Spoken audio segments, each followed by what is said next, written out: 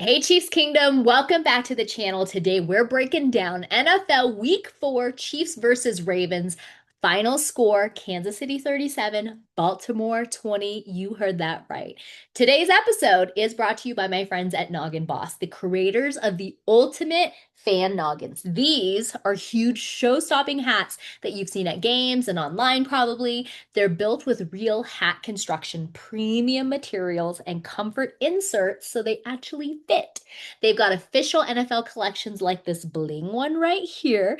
Plus, you can even design your own custom noggin. And the best part about all this is that they give back to coaches and young athletes in the community. So stand out, rep your team, be a boss. Check out Noggin Boss through the link in my description below. Now back to it, y'all. This was a statement win. The Chiefs looked sharp, finally, on both sides of the ball. And with Jackson exiting due to an injury, it only amplified how dominant our Kansas City Chiefs played. Let's get into the highlights, the missteps, what worked, what needs fixing and improvement still, and the players who made the difference. Let's start with what leapt off the film and what worked best for Kansas City. Mahomes had a day. He was on fire. Yes, y'all, he looked like classic Patrick Mahomes. He completed 25 out of 37 passes for 270 yards and 4 touchdowns. With that performance, he became the youngest quarterback to reach 250 career touchdown passes, surpassing Dan Marino. So the touchdowns were spread around as well. Isaiah Pacheco, Juju Smith-Schuster, Tyquan Thornton, Hollywood Brown all caught touchdowns. We spread the love all the way around. There were no turnovers, and this was a solid situational football game. The Chiefs did not commit a turnover. You heard me right. The Chiefs did not commit a turnover. Also, our fourth down execution was perfect. 4 for 4 on fourth down conversions, and the red zone efficiency was so strong. We scored on 4 out of our 6 red zone trips. You can't ask for more than that right now, especially the first couple of weeks of this season. Okay? Big plays through the ranks. Xavier Worthy. This was a hot item there this week with his return from injury. And you know what? He made an immediate impact on the game. 7 touches for 121 yards. That was absolutely phenomenal performance coming off of injury. We generated pressure and forced turnovers, 3 sacks and 2 turnovers. One was an interception, one was a fumble. A highlight from this is that Leo Chenal made a really acrobatic one-handed interception versus Lamar. That was really beautiful.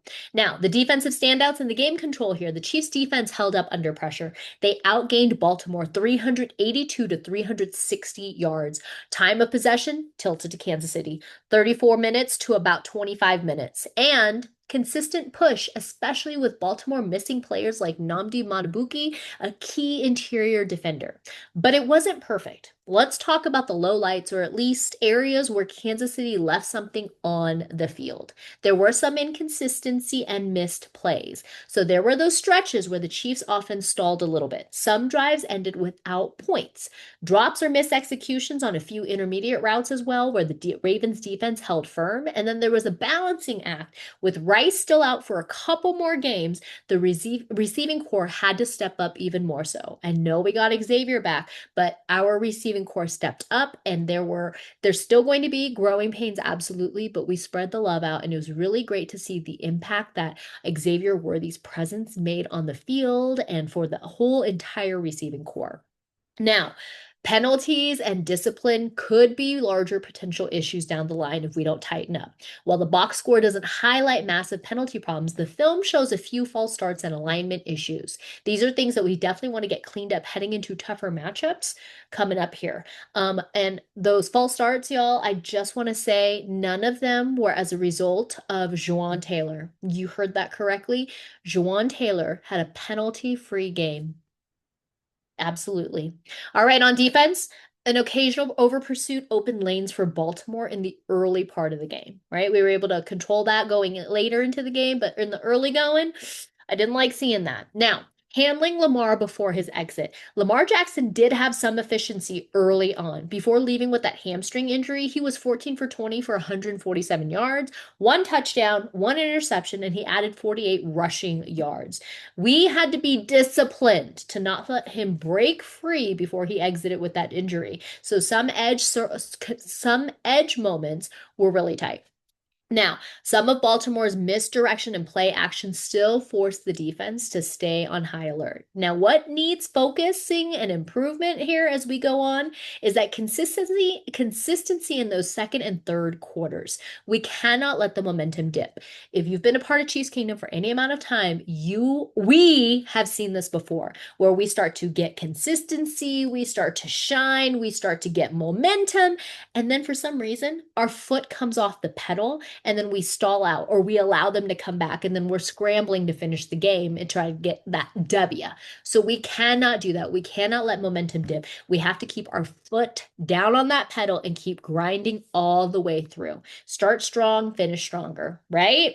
Okay, our offensive line continuity. Keep building protection against edge rushers. Some edges got pressured early, but we just need to keep building this protection. Now that defense will key in on Worthy being back, Hollywood Brown, and our receivers. We need to find more creative ways to free up our other receivers, to free up Kelsey, free up Juju. We need to get creative there.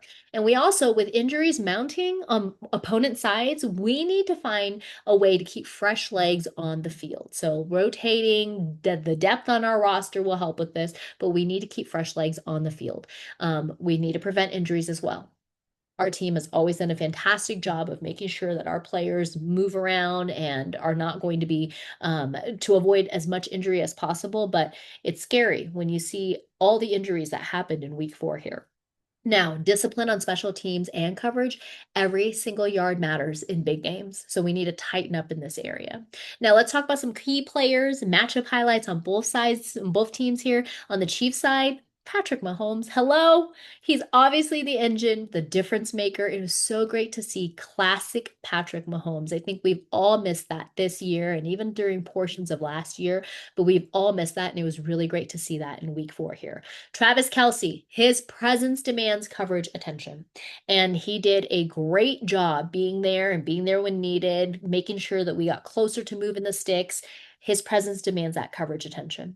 Xavier Worthy, huge return from injury. He is a dangerous weapon for us, and I love to see it. I was a little hesitant, a little worried watching him, especially on that first, the first fall, but he slid in a way that protected his shoulders. And if y'all know, my oldest son broke his collarbone right before he was due to get into pads at the beginning of the season. So watching his return and thinking about all the things that he's had to go through and thinking of my own son. Yeah, this was a huge moment for him and he shined. I absolutely phenomenal performance from him. Leo Chenal is another key player who stood out this game. He had his first INT, great pick, great motor, great football knowledge. So excited to see him do this. And then, of course, we got to talk about Chris Jones in the defensive front. Chris Jones arrived 30 minutes before kickoff, coming off of his aunt's funeral that he attended. But they contributed to the pressure and controlling inside the lanes and did a fantastic job. So kudos, Chris Jones. Thank you so much for putting your heart and soul into what you do. It's not easy coming from those personal issues that you're coming off of. So we, Chiefs Kingdom, truly appreciate that. Now, let's flip it over to the Ravens side, y'all. Lamar Jackson, yes, he ended the game with a hamstring injury is what they're saying, but he was still impactful until he left. Justice Hill for them, scored 2 of their touchdowns, including a 71-yard run. If I was a Ravens fan, that would be really fun. But I'm not, clearly, so that was not as fun to watch, but it was exciting for them. And if you have him on any of your fantasy leagues, I'm sure that he did his part and got you some points. So Mark Andrews, Zay Flowers, DeAndre Hopkins, a name that we know very well, Baltimore's top pass game weapons there. And they also contributed to week 4 here as well. And then we got Roquan Smith and the edge rush crew. Their ability to pressure and contain is always dangerous. Now, final thoughts here, y'all. When you look at this game, week 4, Kansas City took control and never looked back.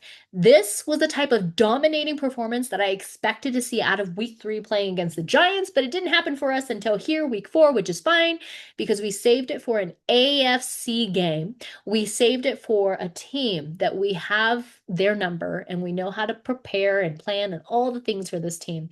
But we took control. We never looked back. Mahomes went off, offense went off, the defense made plays. Baltimore was undone by injuries, unfortunately, and missed execution. Now, this was a reminder that when all phases click, the Chiefs are a juggernaut, but the margin for error is very, very slim, especially in this league. So we need to continue to progress, improve, get better, get stronger, and be a force to be reckoned with instead of people talking like they're talking. My score call heading into this week was 27-23. But the way we finished at 37-20 feels pretty nice. So, what'd y'all see? Who was your X factor? Drop your thoughts below. And as always, go Chiefs.